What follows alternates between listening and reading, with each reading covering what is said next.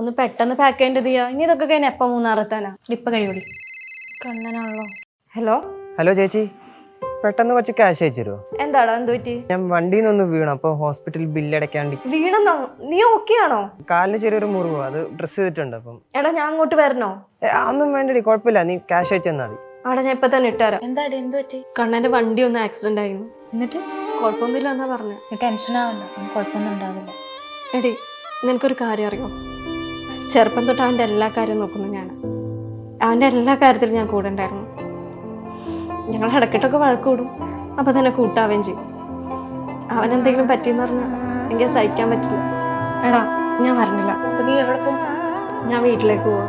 ഇനി വീട്ടിൽ ചെന്ന് അവനൊന്ന് കണ്ട് അവനോട് വഴക്കിട്ട് കളിച്ചിരിച്ചിരിക്കുമ്പോഴേ എനിക്ക് സമാധാനമാവും. ചിലപ്പോഴൊക്കെ തോന്നും ഞാൻ അവൻ്റെ ചേച്ചിയല്ല, അമ്മ തന്നെയാണ്.